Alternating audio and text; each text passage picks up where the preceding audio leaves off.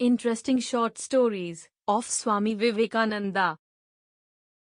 Ghost on the Tree. This event happened when Swami Vivekananda was 8 years old. In his friend's compound, there was a champak tree. As a kid, Vivekananda loved to swing his head down from the branch of that tree. One day, when he was swinging head down, an old man came to him and told him not to climb the tree. The old man was perhaps afraid that the kid may hurt himself if he falls from the tree, or maybe the old man wanted to protect the champak flowers on the tree. The kid asked the old man why he should not do that. The old man told him that there was a ghost living on the tree, and it would break his neck if he climbed the tree. Kid Vivekananda said okay, and the old man went away from there. The kid thought for a while, and again climbed the tree, and started swinging head down from the branch. His friends, who were afraid and standing away from the tree, asked Vivekananda why he was doing it again, even after knowing that there was a ghost on the tree, and it would break his neck.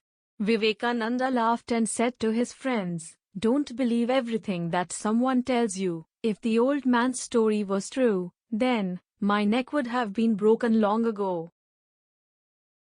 Story number 2. Boys and the Air Gun. Swami Vivekananda, once during his visit to Chicago, some boys were standing on the bridge with an air gun and trying to shoot eggshells that were floating in the water. They failed virtually every time, but Swami Vivekananda, who had been observing them from afar, approached them, took the air gun, and fired 12 times, hitting the eggshell every time. The curious boys wanted to know how he did it. Swami Vivekananda responded, "Put your entire mind into whatever you're doing. When shooting, your mind should be completely focused on the target. Then you will never be disappointed. Think only about the lesson when you're learning it.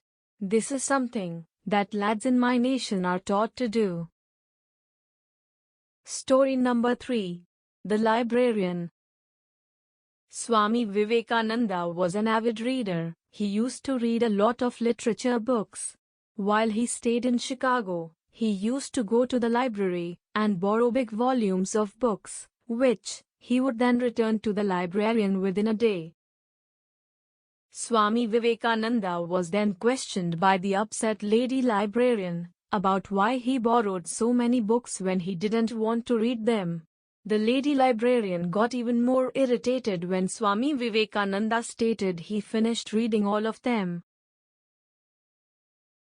She said she will take a test, and opened a random page from a book, asking him to tell her what was written on it. Without looking at the book, he recited the lines word for word.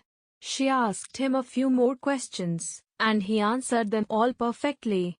There was an astonished expression on her face. She was awestruck.